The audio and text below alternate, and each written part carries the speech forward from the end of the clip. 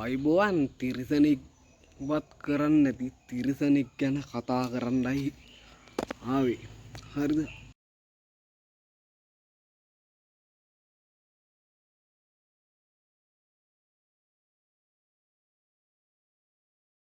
අම්මා අප්පට සලකන්නේ නැති කාලේ තිරිසන් සතුන්ට සලකයිද දුවේ පුතේ උඹලා? මෙමයි කතන්දරේ. බඩගින්නට සතෙක් කණ්ඩ හොයාගෙන එනකොට ගොළු කට්ට කුඩු වෙන්න ගහලා මරා තමයි කාලකන්නි පාපතරයෙක්. සත්තු කියන්නේ අහිංසක සත්තු. ඉතින් මුන්ට යන්න අපායවල් තියෙයිද? මිනිහෙක් මැරුවත් කවුරු හරි තවත් මිනිස්සෙක් සතෙක් මැරුවත් මගේ මතේ නම් ටත් අනිවාර්යයෙන්ම මරණ දඬුවම කියන එක ලැබෙන්න ඕනි. මොකද මේ ලංකාවේ නීතිය කියන එක හරිම අඩුයි. ඒකයි මිනිස්සු බය නැතුව වැරදි කරන්න පෙළඹෙන්නේ. මොන වරදක් කරාටද අර බඩගින්නේ ඉඳපු අහිංසක බල්ලව පොල්ලකින් ඔළුව කුඩු වෙනකන් ගහලා මරා දැම්මා. ඉතින් මුන්ට යන්න අපායවල් තියෙයිද? මේ ලංකාවට කෙලවෙන එක සාධාරණද නැද්ද? පොඩ්ඩක් හිතලා බලන්න. දෙයනේ වැඩක් නැහැ කතා කරලා. අපි නම් සතෙක්ට වතුර බින්දුවක් හරි බත් ඇටයක් හරි දෙනවා. හරිද?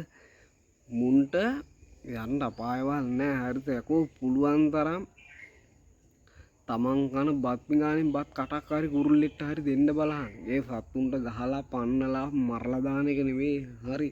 මොකද තිරිසන් සත්තු කියන්නේ අන් ඒකයි. උන්ට පුළුවන් අපිට වගේ උයාගෙන කන්න බොන්න බෑ.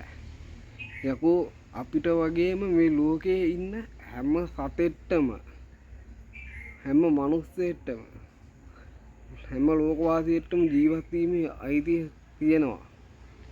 ඒක තේරුම් ගන්න ඕනි අපි.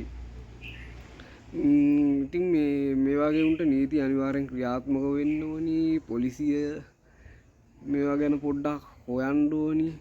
එක්ක මුන්ට මේ වගේ අපත වැඩ කරන කාලකන්ණි වැඩ කරන උන්ට අනිවාර්යෙන්ම නීතිය ක්‍රියාත්මක කරලා ඔයාගේ වැරදි වැඩ නොකරන්න මරණ දඬුවම අනිවාර්යෙන්ම ගේන්න ඕනි. මරණ දඬුවම අනිවාර්යෙන්ම ගේන්න ඕනි දෙයක් තමයි මරණ දඬුවම.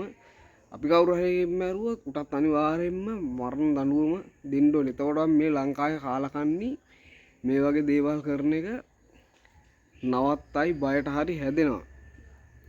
ඒ නිදහස නැති හින්දා තමා මේ විදිහට මුන් කාලකන්ණි වෙලා පව්කාරයෝ වෙලා සත්තු මරනවා. සත්තු මරාගෙන කනවා. මොන විල්ලැජ්ජා නැති වැඩද? මොනතරම් පව්ද?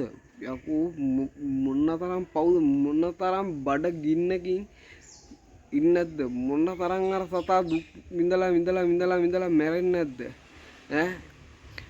ඔයාගේ උන්ට අනිවාර්යෙන්ම නීතිය ක්‍රියාත්මක වෙන්න ඕනි. මේ වීඩියෝ එක පුළුවන් තරම් කට්ටිය ෂෙයා කරපල්ලා. අනිවාර්යෙන්ම ෂෙයා කරපල්ලා. මේ වගේ දේවල් මේ රටේ වෙන එක වැළකෙන්න ඕනි. නවතින්න ඕනි. ඕක තමයි ඉතින් තත්ත්වේ. මේක බෞද්ධ රටක්. ඉතින් මේ වගේ රටකට මෙහෙම හෙන ගැහිලා යන්නේ නැද්ද? ඉතින් මේ වගේ අවජාතක කාලකන්ණි බල්ලෝ නිසා ඉතින් ළමයි මේ වීඩියෝ එක අනිවාර්යෙන්ම ෂෙයා කරහල්ලා. අසාධාරණයක් දැක්කම අනිවාර්යෙන්ම කතා කරනවා ජංගල් කොල්ලා. එහෙනම් පුසාරණයි ජය වේවා. අපි ගියා.